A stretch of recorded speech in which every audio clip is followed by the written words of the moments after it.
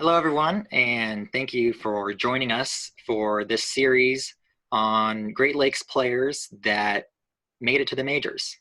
And today we have Adam Russell, who played for the Southern Ohio Copperheads and then played in the majors for the White Sox, the Padres, and the Rays.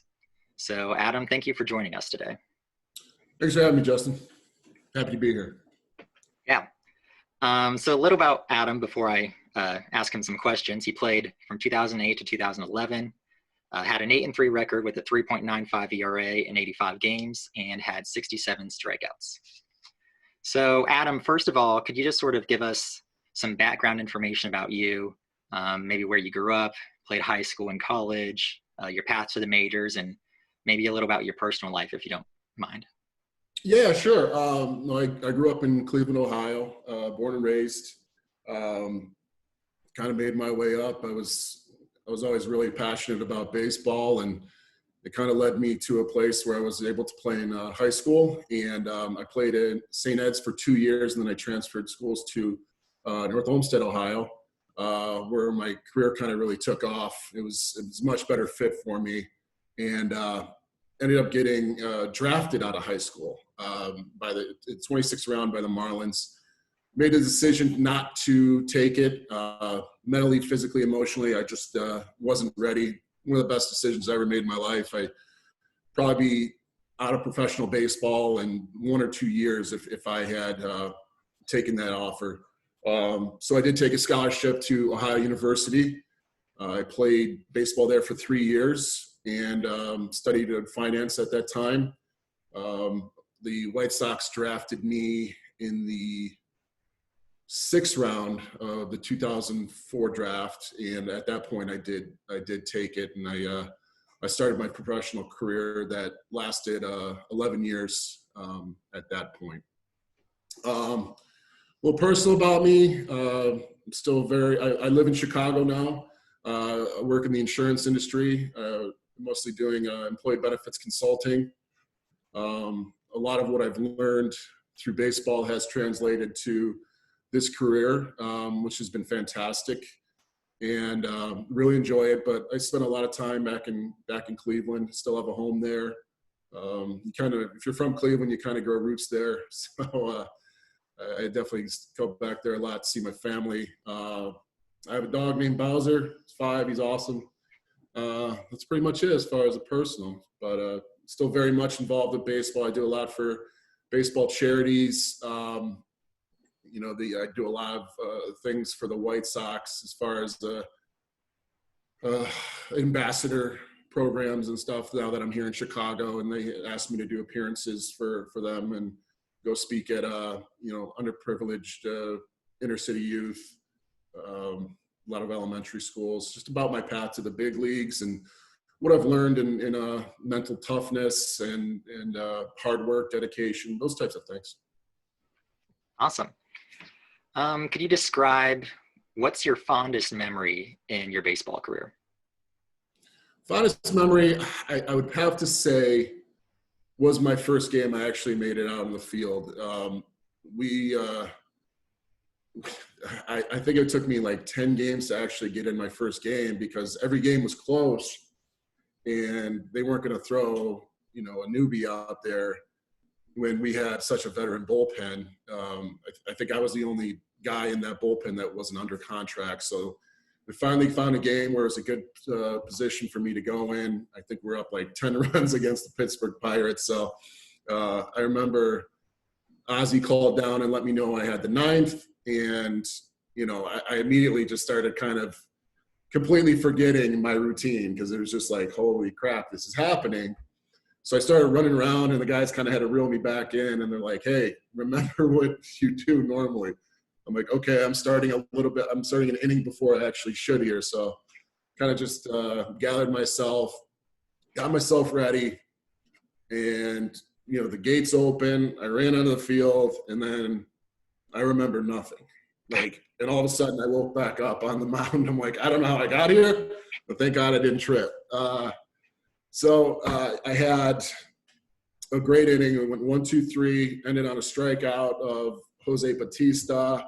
Crowd went crazy.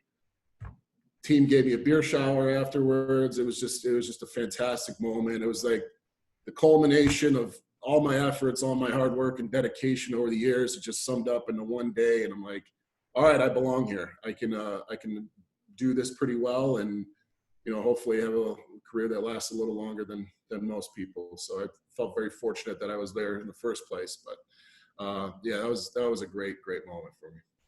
Yeah, not many can get there, but when you do, it's definitely memorable. What would you say is your fondest memory when you played in the Great Lakes League with the Copperheads?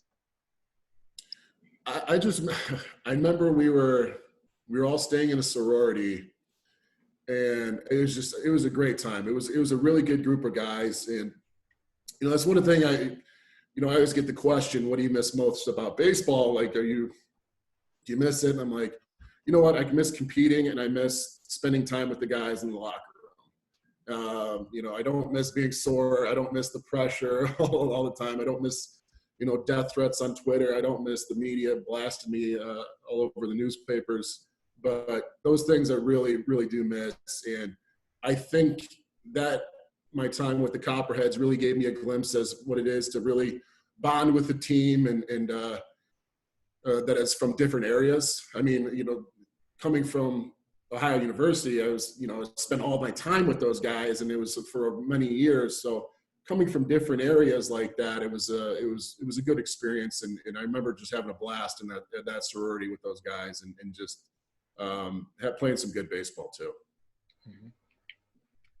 What part of playing in the Great Lakes League and with the Copperheads would you say was most beneficial in helping you get to the majors?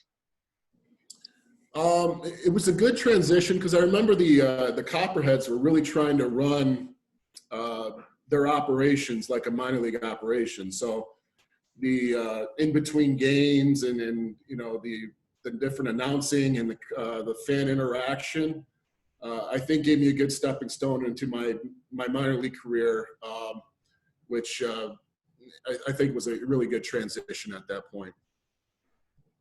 Okay. Do you have any funny stories from your time in the Great Lakes League? Man, you're making me go back many years here. I remember I had probably one of the worst balks in the history of balks. I think it ruined a game. I think there's some moments where you just kind of spaz out on the mound. And luckily I didn't have this in my major league career, but I remember the bases were loaded, but somehow I forgot that. And I tried to do a pickoff to first base when my first baseman was playing back. So I ended up just holding onto the ball, and the run scored, and it was super embarrassing. I was just, sometimes those things happen, and you just got to shake it off and go to the next one. But that sucked. That really sucked. From a player's perspective, what are some of the ways that you'd say professional baseball differs from college or summer baseball? I mean, once you start earning a paycheck, it turns into a job, and you're just so highly looked after, and you really have to perform. I mean, you have a bad month, you could be out of baseball. There's such strong competition, and it's a matter of where you come from too. Like, I'm from Cleveland. Baseball stops in the fall. But I'm playing against guys from the Dominican Republic and Florida and Texas and California that can play year round. So they got a leg up on me, but it was difficult. It certainly was difficult. Yeah. A big part of this series is just sort of to provide motivation for current players that didn't have their seasons this summer. So what advice would you have for current collegiate players, and then any additional advice that, because of the circumstances they're facing now, that you might add to that? Yeah, I think the trend for baseball is analytics, and a lot of videoing and observing that way. I think that is such an amazing thing for baseball, as far as being able to observe the game, really watch the game, talk with your teammates on what you would do in certain situations. If you're not involved in the play or not involved in the game, still talk about it. Like, oh, how would you pitch this guy? I noticed this guy goes to right field a lot. I wonder if they're going to put a shift on over there. Your baseball IQ needs to go up constantly. You need to keep involving yourself as a player. I think observing baseball, talking about it, trying to predict what's going to happen is really going to set yourself apart. And I learned that coming up through the minors. And, we didn't have the analytics. So it was blown away by what I saw when I got to the major leagues. And they had teams of guys helping you out this. But, you really got to police yourself when you're in college, you're in the minor leagues, that you need to do this work on your own. You need to make these changes and make these observations on your own. And I think talking about it with your teammates, really going to elevate your game. That's the one thing. If I had to put one thing that I learned, would be observing and talking and trying to predict what's going to happen or how you can be best in that situation. And is there anything additional that you'd say to players that don't have their season now? Yeah, I feel terrible that this was taken away from you guys. I know it's a crazy time for everybody. I really feel for you. Hopefully something presents itself as far as baseball is concerned for you guys, because I know a lot of people use the summer leagues as a stepping stone, is to really elevate their career and get themselves noticed by professional scouts. So I feel for you guys and try to stay mentally strong. There's going to be coming times a lot during your career where things don't work out for you.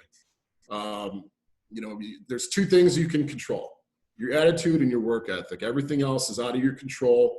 Try to maintain those things, and I promise you'll be successful. All right, well, those are very encouraging words, Adam. Thank you for your time and giving back to the league that helped bring you up to where you were.